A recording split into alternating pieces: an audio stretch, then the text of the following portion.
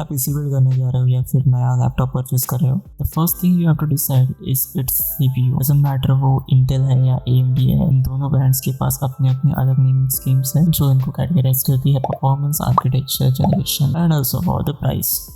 So in this video हम देखेंगे कि CPU का नाम कैसे पढ़ा जाता है and how this information can give us insight about it's performance. So stay tuned. चलो एक एग्जांपल के साथ स्टार्ट करते हैं। Intel core i7 13700K processor मैंने चूज किया है और AMD की साइड से Ryzen 5 3600X। तो एक प्रोसेसर या फिर CPU नेम में 6 पार्ट्स होते हैं विच starts from company, brand modifier, generation, SKU और model number and suffix. As I said earlier, Intel and AMD are two companies. So किसी भी प्रोसेसर का नाम कंपनी से स्टार्ट होता है जैसे कि Intel या फिर AMD. After this you will see brand which could be Core, Ultra Core, Xeon. On AMD side it could be Ryzen, Athlon। जब भी आप ब्रांड देखोगे तो आपको ये मेक श्योर करना है कि लेटेस्ट इंडस्ट्री स्टैंडर्ड में कौन सा ब्रांड फिलहाल चल रहा है। Like for now Intel core, ultra core, AMD Ryzen, Athlon, Threadripper. Now brand naming से आपको ये समझ में आ जाएगा कि कौन सा प्रोसेसर किस प्राइस सेगमेंट के लिए बना हुआ है। जैसे Athlon एक लो बजट मार्केट को केटर करता है जहाँ पे ये प्रोसेसर आपको 20-25-30,000 के लैपटॉप्स में मिल जाएगा या फिर एक लो बजट 10-20,000 वाले डेस्कटॉप में मिल जाएगा। वही थ्रेडरिपर जैसे प्रोसेसर्स बने हुए थोड़े से हैवी टास्क के लिए जैसे video rendering, big data crunching, multiple CGI renderings ऐसे कामों के लिए, और ये प्रोसेसर्स आपको कॉस्ट भी करेंगे around 2 to 4 lakhs, 6 lakhs, something like that. But currently if you want to build a PC or buy a gaming laptop or any office laptop also, then you must consider Intel's Core or AMD's Ryzen. This works quite well in everyday's usage. After this we want to talk about brand modifiers. So Intel और AMD दोनों side में आपको 4 tiers देखने को मिलेंगे जहाँ पे it starts from 3, 5, 7 and 9.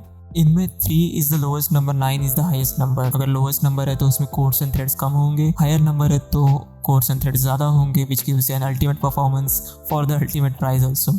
और ये अगर आपको कंपेयर करना है इंटेल और AMD में तो यहाँ पे इंटेल और AMD दोनों साथ में ही चलते हैं ऑलमोस्ट।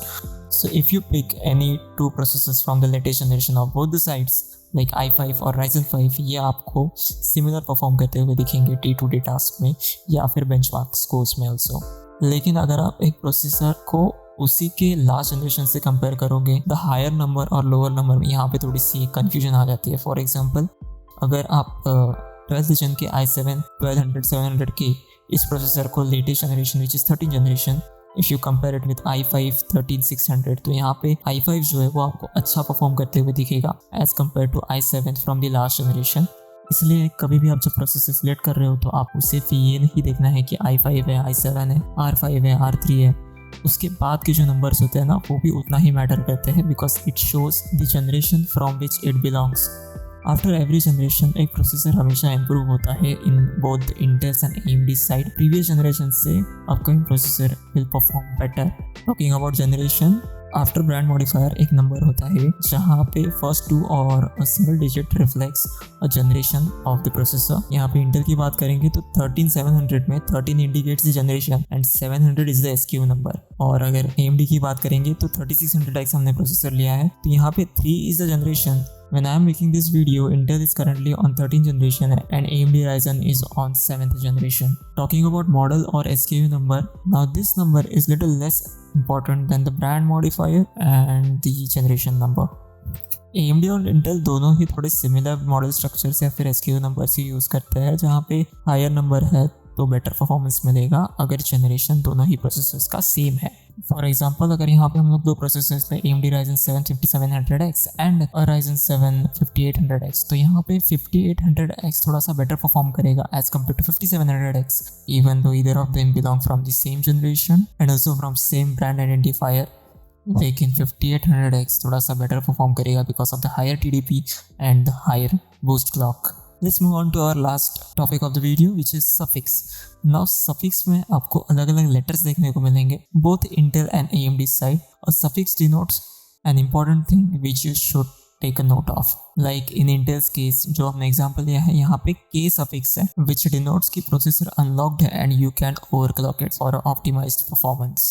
अदर देन के सीरीज, जहाँ पे एफ सीरीज होती है जो डिनोट करती है कि प्रोसेसर में कोई भी इंटीग्रेटेड ग्राफिक्स नहीं है और आपको एक डिस्क्रीट ग्राफिक कार्ड पेयर करना पड़ेगा for a display output. Then you have a K F series which you may have guessed कि अनलॉक्ड है प्लस इसमें इंटीग्रेटेड ग्राफिक्स नहीं है। इसके बाद एक्स एंड एक्स सीरीज के प्रोसेसर आते हैं जहाँ पे आपको हायर कोर्स, हायर थ्रेड्स देखने को मिलते हैं, which ultimately gives you an extreme performance. Talking about AMDs, तो यहाँ पे जैसे कि हमारे एग्जांपल में एक्स है, तो एक्स डिनोट्स की एक नॉर्मल 3600 से बेटर परफॉर्म करेगा एक 3600X, बिकॉज इसमें थोड़ी सी हायर क्लॉक स्पीड्स आपको देखने को मिल जाएगी। Unlike Intel side, AMD Ryzen processors में आपको इंटीग्रेटेड GPU देखने को नहीं मिलता है, but if you have a G in suffix then it indicates that your CPU or processor has an integrated GPU in it. Let's summarize the video. आपको सिर्फ एक ब्रांड या फिर उसका ब्रांड मॉडिफायर देख के एक CPU सिलेक्ट नहीं करना है। Don't just select a processor because it's i7 or R7. Make sure you check या तो वो लेटेस्ट जनरेशन होना चाहिए या तो बेटर जनरेशन होना चाहिए। आई होप इस वीडियो में आपको समझ में आ गया होगा कि CPU नेम से आपको उसकी परफॉर्मेंस के बारे में कितना ज़्यादा आइडिया मिलता है। एंड नेक्स्ट टाइम अगर आप कोई भी प्रोसेसर या लैपटॉप चूज करने जाते हो तो मेक श्योर कि उसका पूरा नाम देखो, और अगर वीडियो अच्छी लगी हो तो लाइक सब्सक्राइब करना। Next video will be on laptop processor names, क्योंकि वहाँ पे PUH HX ऐसी सीरीज आती है सफिक्स में, and what does it mean उसके बारे में थोड़ी सी जानकारी देंगे। So stay tuned, make sure you like and subscribe to the channel. Till then, thank you for watching the video. This is Christopher signing off.